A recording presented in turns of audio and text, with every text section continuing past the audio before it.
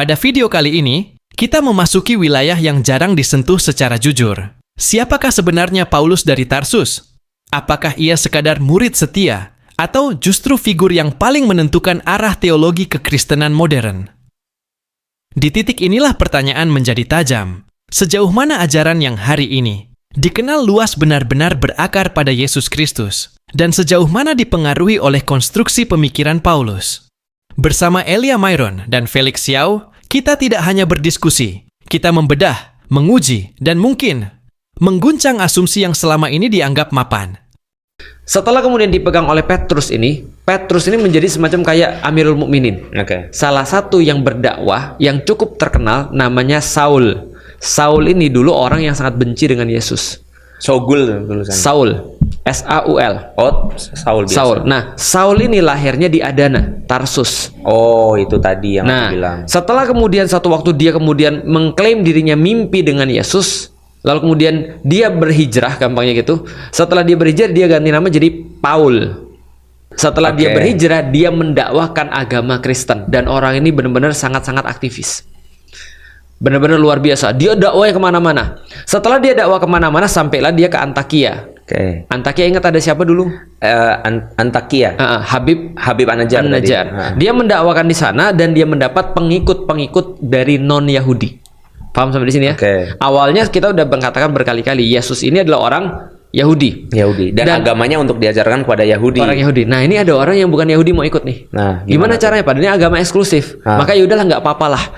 Tapi gimana? Mereka punya banyak sekali perbedaan. Salah satunya adalah orang Yahudi wajib disunat. Sedangkan ini orang-orang yang bukan Yahudi. Maka dia tulis surat kepada Petrus. Boleh nggak nih orang-orang masuk dalam ajaran kita nih? Tapi dia bukan Yahudi. Ada beberapa yang mengatakan, silakan dicek lagi. Aku nggak mengatakan ini pasti. Ada beberapa yang mengatakan, tapi ini hampir pasti benar, bahwasanya mereka dikatakan gini, ya udah, tapi mereka nggak dapat surga dan neraka. Nah, terus ngapain masuk Kristen? Karena surga dan neraka hanya untuk agama Yahudi. Terus orang Yahudi. Nah, maksudnya apa? Ya udah, mereka ikut aja. Termasuk sunat tadi. Ketika ditanya pada Paulus berkonsultasi sama orang-orang yang senior di situ. Alul Hali wal Akdi. Dewan musyawarah. Gitu kan ya. Nah, setelah berkonsultasi, boleh bagi orang-orang yang bukan Yahudi untuk ikut ajarannya Yesus dan tidak usah disunat. Paham ya? Nah, singkat cerita, berkembanglah kemudian ajaran-ajaran ini, dan Paulus ini pergi kemana-mana. Pergi ke Yunani, pergi ke kota namanya Efesus yang sekarang ada di Turki, pergi ke kota Tesalonika, pergi ke kota mana lagi, Galatia, dan segala macam. Dan ketika dia sudah pergi mana-mana tuh, dia pulang, dia ngirimin surat korespondensi. Paham nggak maksudnya? Nah, singkat cerita, ketika kemudian Petrus ketemu dengan Paulus di Antakia, mereka agak beradu pendapat. Akhirnya bagi tugas.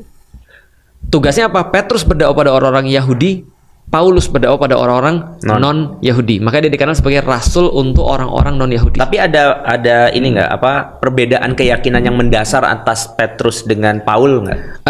Lebih kepada Paulus lebih fleksibel.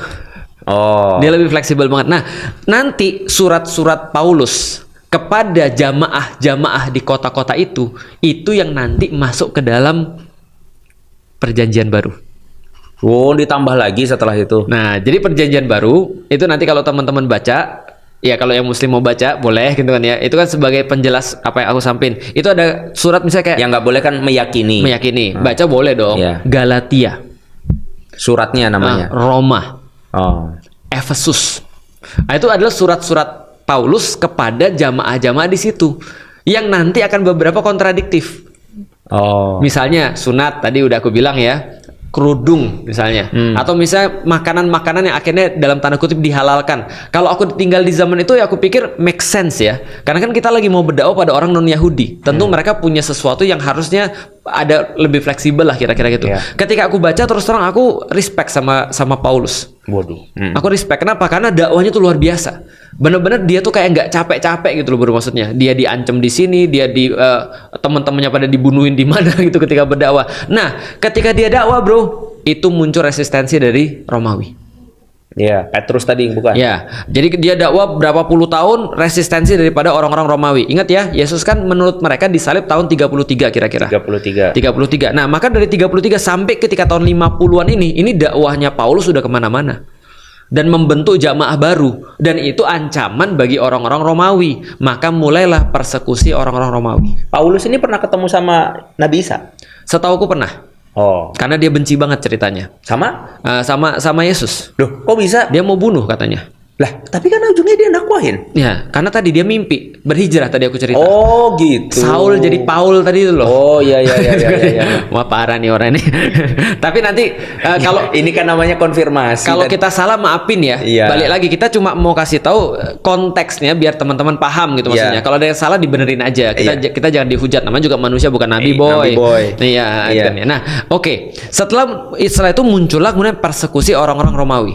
Oke. Awalnya persekusi ini sangat singkat sekali, lama-lama jadi parah luar biasa. Dan menjadi paling parah itu ketika tahun 200-an. Kita cek dulu. Oke. Ini ya timeline ya, aku jelasin sambil Ustadz nge-searching nih. Nabi Isa lahir tahun sekitar 0, Ya. pastinya nggak tahu. Oke. Diangkat Allah tahun Ya. 33 menurut Nasrani disalib. Ya. Kemudian tahun 50 itu berarti dari Berdakwah lah dia. 17 tahun itu waktu dakwahnya Paul. Ya, Paul Gitu. dan Petrus. Paul dan Petrus, Ya. yang satu untuk Yahudi, yang satu untuk non-Yahudi. Nah, dan markasnya akhirnya muncullah pertama kali kata-kata Christian atau pengikut-pengikut Kristus itu di Antakia. Di Antakya tahun Aku nggak tahu tahun berapa pastinya, nanti aku cek lagi. Tapi pertama kali itu di situ. Jadi disebutlah Kristen itu di situ, jamaah-jamaahnya itu. Ini kita akan menjawab suatu tuduhan yang seringkali dituduhkan oleh polemikus Muslim secara khusus terhadap iman Kristen. Mengapa kita percaya kepada Paulus padahal ia adalah seorang penjahat atau mantan orang penjahat? Mengapa Paulus harus dipercaya? Sebelum kita menjawab hal ini, kita perlu tahu latar belakang Rasul Paulus. Rasul Paulus merupakan seorang penjahat yang pernah sekolah di Tarsus, lalu ia kemudian besar dari suku Benyamin, dan kemudian ia adalah seorang rabi di bawah asuhan dari Raban Gamaliel itu sendiri. Nah, jadi Paulus ini adalah orang yang sangat mengerti tentang hukum Taurat. Ia adalah orang yang sangat pintar, orang yang sangat ulet dan tekun di dalam melakukan seluruh perintah Taurat di dalam kitab orang Yahudi. Dalam hal ini adalah dalam Torah. Nah, dalam perjalanan Paulus ke Damsyik, dalam motivasinya yang tidak baik terhadap orang Kristen, kemudian sekinah atau cahaya dari Yesus Kristus menemui dia dalam perjalanan itu yang disaksikan oleh orang-orang yang menyertai dia. Lalu cahaya yang ditemui oleh Rasul Paulus ini membutakan mata Paulus, dan pada saat yang sama Tuhan Yesus sedang menggunakan Saulus untuk menjadi alatnya dan mempertobatkan Saulus menjadi Paulus yang baru. Dan puji Tuhan, Saulus kini berubah menjadi Paulus dan memberikan dirinya bagi pelayanannya kepada Kristus. Ketika Tuhan Yesus dalam pertemuan itu mengatakan, Saulus, Saulus, mengapa engkau menganiaya aku? Pada saat pertemuan itulah Saulus memberikan dirinya kepada Tuhan Yesus Kristus, dan dia sadar bahwa yang ia selalu aniaya itu adalah jemaat milik atau tubuhnya Yesus Kristus sendiri. Nah, pertemuan itu tidak hanya bertemu begitu saja. Pertemuan itu membuahkan suatu hasil, membuahkan suatu pertobatan yang membuat Paulus ini diangkat oleh Tuhan Yesus sendiri menjadi Paulus melalui firman-Nya kepada Ananias. Apa yang ia perkatakan? Mari kita baca dalam Kisah Rasul 9 ayat yang ke-15. Namun firman Tuhan kepadanya, pergilah sebab orang ini alat pilihan bagiku, Paulus alat pilihan bagiku, untuk memberitakan namaku di hadapan bangsa-bangsa lain, serta raja-raja dan orang-orang Israel. Aku sendiri akan menunjukkan kepadanya betapa banyak penderitaan yang harus ia tanggung oleh karena namaku. Lalu pergilah Ananias ke situ dan masuk ke rumah itu, ia menumpangkan tangannya ke atas Saulus, katanya, Saulus, saudaraku Tuhan Yesus yang telah menampakkan diri kepadamu di jalan yang engkau lalui, telah menyuruh aku kepadamu supaya engkau dapat melihat lagi dan penuh dengan Roh Kudus. Seketika itu juga seolah-olah selaput gugur dari matanya sehingga ia dapat melihat lagi. Ia bangun lalu dibaptis. Setelah itu ia makan, pulihlah kekuatannya. Jadi pertemuan Saulus dengan Tuhan Yesus dalam perjalanannya ke Damsyik itu ternyata dikonfirmasi oleh pesan Tuhan Yesus kepada Ananias untuk mendoakan dan menumpahkan tangan atas Saulus yang buta matanya oleh karena dia melihat cahaya yang besar, yaitu cahaya Tuhan Yesus, lalu kemudian membaptiskannya.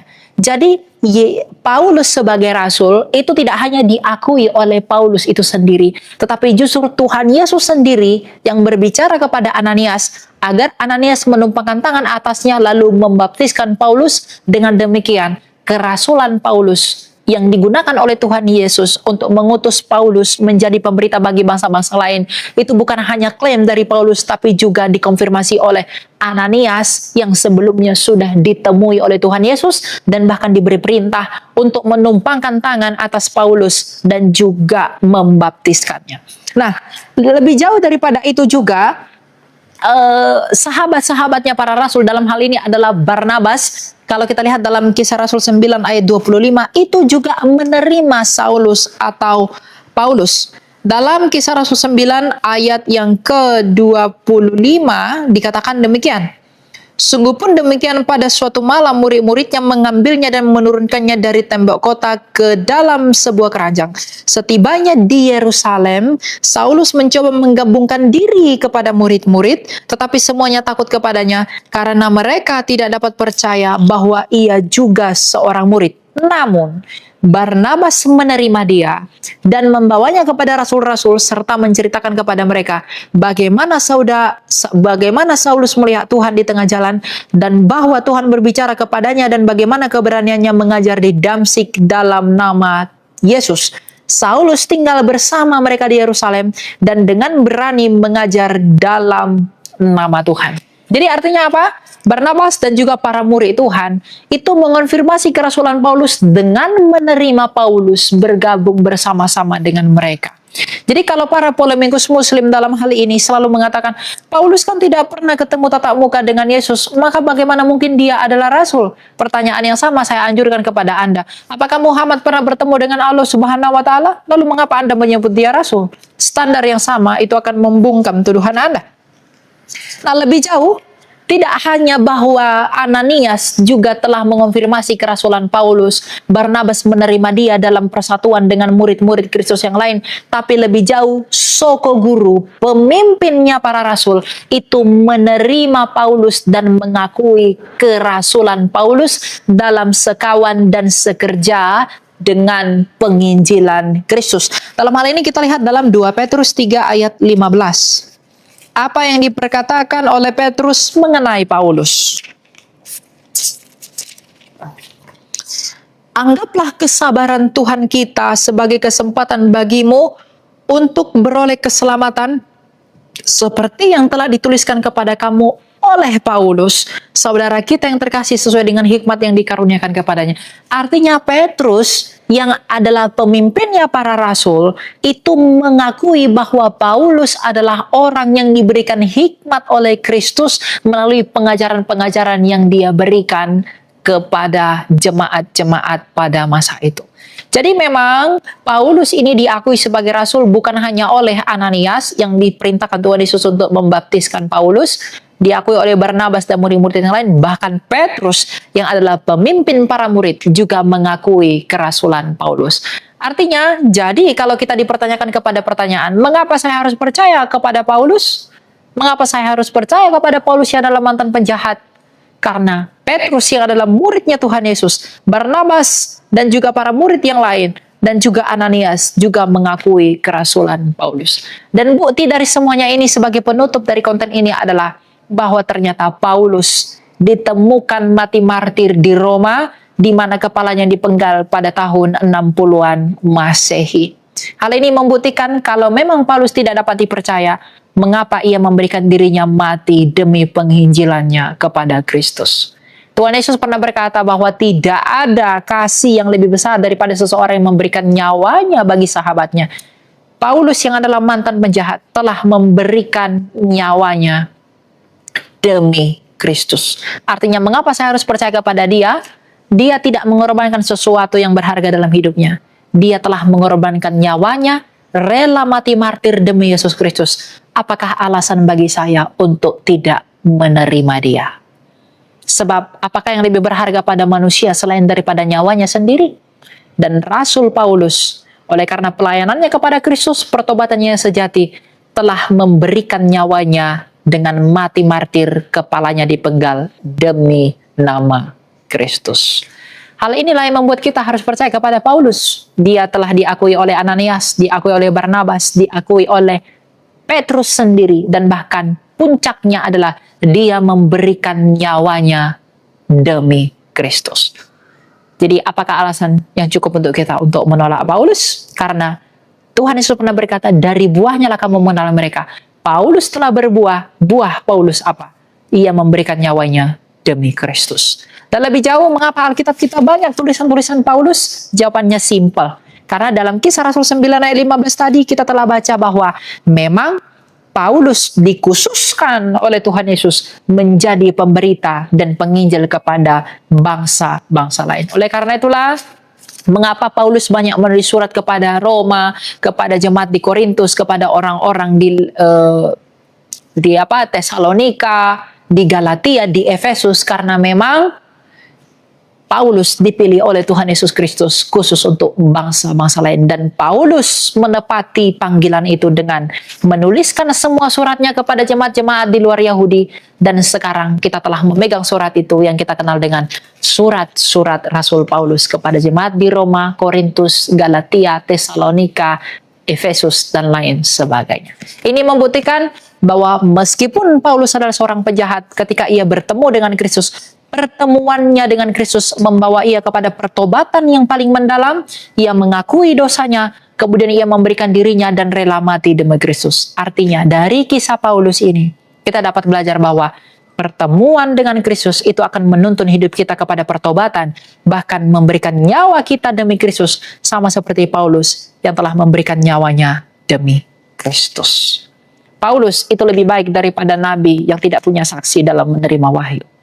Jadi kalau Anda bisa menerima nabi yang tidak punya saksi dalam hal menerima wahyu, lalu apakah alasanmu untuk menolak Paulus? Kerasulan Paulus dikonfirmasi oleh 3 pihak, sedangkan kerasulan yang kamu katakan nabi, siapakah yang mengonfirmasi itu? Artinya standar ganda, standar yang kamu gunakan untuk memojokkan Paulus, kalau kamu gunakan untuk dirimu, itu akan lebih membuat kamu terlihat lebih rusak. Karena Paulus memang pilihan Yesus Kristus. Diskusi ini tidak menawarkan jawaban yang menenangkan. Justru sebaliknya, ia memaksa kita berpikir lebih dalam. Paulus dari Tarsus bisa dipandang sebagai pilar agung dalam penyebaran kekristenan, namun juga sebagai sosok yang membuka ruang interpretasi yang tak pernah benar-benar selesai diperdebatkan. Dari pertukaran gagasan antara Elia Miron dan Felix Xiao, satu hal menjadi jelas. Kebenaran tidak lahir dari kenyamanan, melainkan dari keberanian untuk mempertanyakan. Maka pertanyaannya kini, bukan lagi siapa Paulus, tetapi apakah kita siap menghadapi implikasi dari jawabannya?